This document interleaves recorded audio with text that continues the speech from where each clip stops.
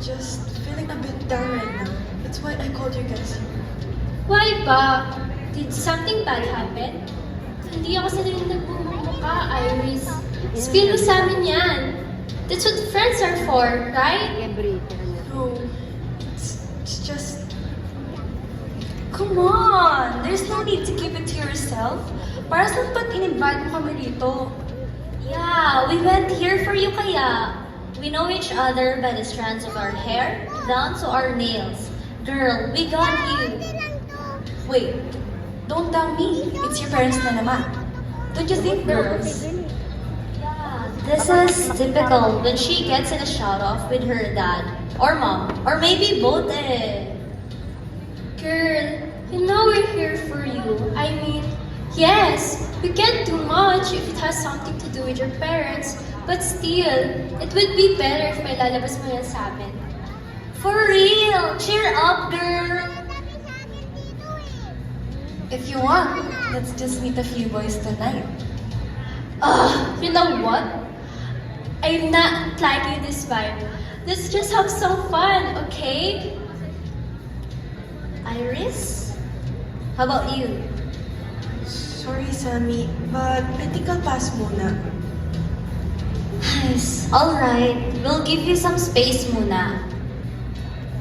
Hi, ma'am! Ako po pala si Tala. Ako po yung magsaserve sa inyo for tonight. May naisip po ba kayong gusto nyong i-order?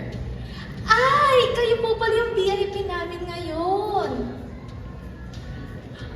Baka gusto niyo po ng drinks. May specials po kami tonight. Baka gusto niyo po i-try. Ma'am, okay lang po kayo? Mukhang malungkot po kasi kayo. Pwede nga po. Alam ko yung mga ganyang expression, no? Tsaka kanina po, napansin ko na di kayo sumama sa mga kaibigan niyo. They look like they're having fun. Po? Nothing. Wala yun. Ano ulit sabi mo? May gumugulo po sa isip niyo. Ramdam ko po kasi. Wow, psychic? Mind reader? Rudy Baldwin? Ma'am, alam niyo po, mas gagaan pakiramdam niyo kung may pagsasabihan kayo niyan. Are you implying na mag-open up ako sa'yo? Ay, di naman po. Medyo, pero nasa iyo po yan. Ang sa akin lang po kasi, alam ko pong may mabigat kayong dinadala ngayon. Mas makakabuti po para sa iyo kung may paglalabasan kayo niyan.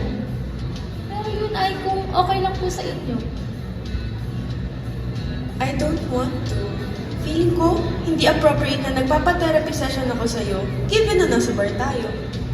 Isipin niyo na lang po, nasa fine dining restaurant tayo. Di ba? Hindi po ako naglalaglag ng biskwit, no? Right. Well, do you promise not to tell a living soul what I'll tell you? Ha? Opo, kahit dead pa po yan, ganito po bibig ko. Can we take a picture? You know, for us to remember that this night happened. Naku, ako pa ba tatanggi, ma'am? Siyempre naman po, pwedeng-pwede.